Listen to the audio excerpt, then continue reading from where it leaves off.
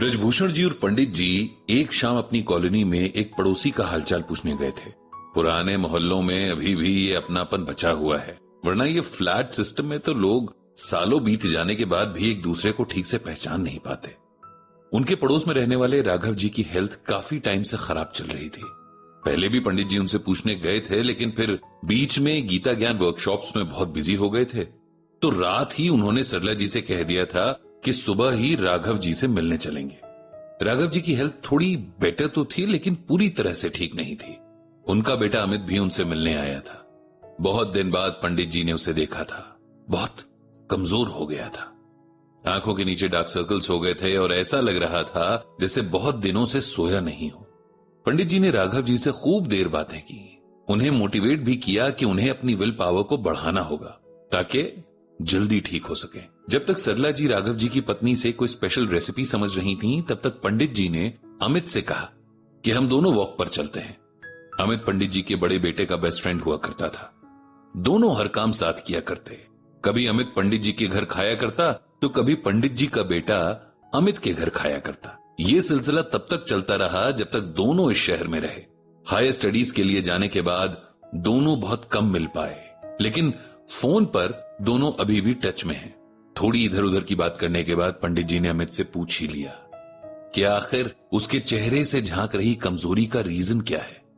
कुछ नहीं अंकल, बस थोड़ा सा जॉब का स्ट्रेस है, अमित एक फीकी हंसी के साथ बोला। पंडित जी की नजर उम्र की वजह से थोड़ी कमजोर जरूर हो गई थी, लेकिन बच्चों के चेहरे पर उदासी ना देख सके इतनी भी कमजोर नहीं हुई थी। तुम चाहो तो मुझे बता सकते हो जो तुम छुपाने की कोशिश कर रहे हो, पंडित जी ने बड़े प्यार से अमित से कहा। एक्चुअली अमित बचपन से ही पंडित जी के भी बहुत क्लोज था। जब भी कोई ऐसी बात होती जिसमें उसे गाइडेंस चाहिए होती तो वो अपने पिता राघव जी से बात ना करके पंडित जी से ही बात करता था।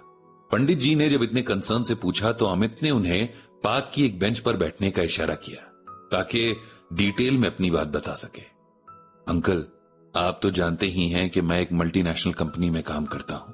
यहां से ग्रेजुएशन करने के बाद मैंने एक महंगे प्राइवेट मैनेजमेंट कॉलेज से एमबीए किया था।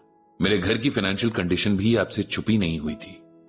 ग्रेजुएशन तक तो किसी तरह मेरे पापा ने पढ़ा दिया था, लेकिन उससे आगे वो इतनी महंगी फीस नहीं दे सकते थे।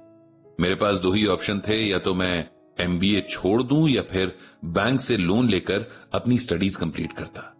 लोन के लिए सिक्योरिटी दिखानी पड़ती है और हमारे पास इस मकान के अलावा कुछ नहीं था, इसीलिए हमने अपने घर के बेस पर लोन ले लिया। मैंने एमबीए किया और मुझे जॉब मिल गई। घर में सब खुश थे। शुरू में मैं भी बहुत खुश था, लेकिन धीरे धीरे मेरे आगे कॉर्पोरेट कल्चर की सच्चाई आने लगी। यहां ग्रो करने के लिए एक दूसरे को गिरा कर आगे बढ़ना पड़ता है। जिनके साथ उठते बैठते खाते पीते हैं उन्हीं की पीठ पीछे धोखा देना होता है। मेरे साथ भी किसी ने ऐसा ही किया। मेरा रूममेट था अमन। हम दोनों का साथ ही कैंपस प्लेसमेंट हुआ था। उसकी और मेरी कॉलेज टाइम से ही बहुत अच्छी दोस्ती थी और जॉब में तो ये दोस्ती और मजबूत हो गई थी क्योंकि हम अब रूममेट भी हो गए थे। वो बहुत इंटेलिजेंट और एनर्जेटिक था। उसने बहुत जल्द ही पूरे ऑफिस में सबसे दोस्ती कर ली थी। हम दोनों घर आकर अक्सर एक दूसरे से ऑफिस की बातें शेयर किया करते थे। शुरू के 6 महीने हमारी ट्रेनिंग थी, उसके बाद एक रिटन टेस्ट और एक प्रेजेंटेशन होनी थी। जो इसमें सबसे अच्छा रहता उसे कंपनी में एक अच्छा स्टार्ट मिलना तय था।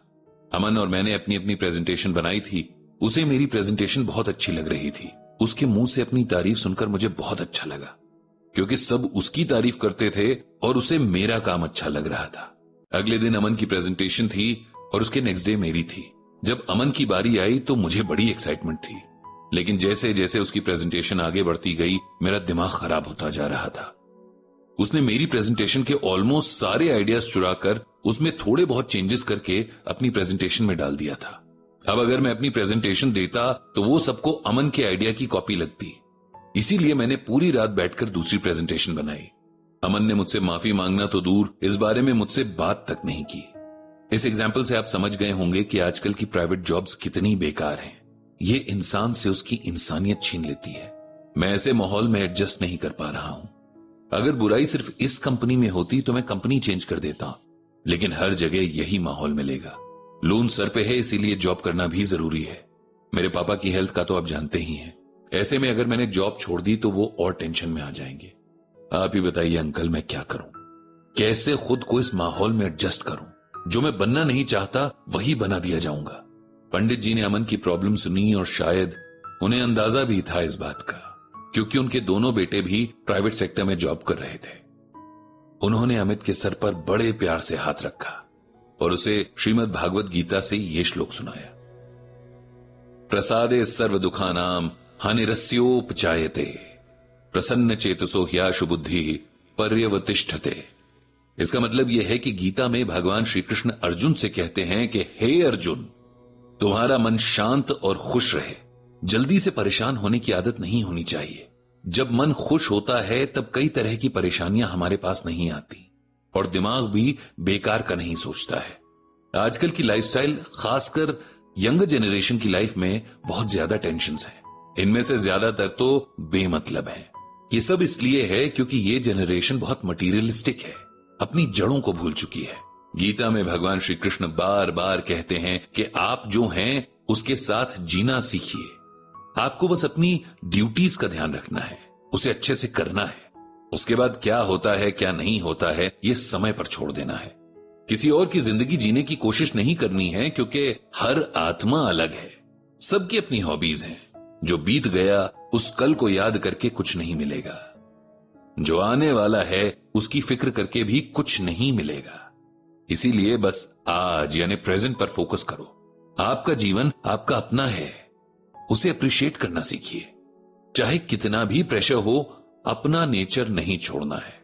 आपको कोई कभी भी तब तक बदलने के लिए मजबूर नहीं कर सकता जब तक आप खुद ना चाहो। श्री कृष्ण बताते हैं कि मेडिटेशन से मन को शांति मिलती है और मन खुश भी रहता है।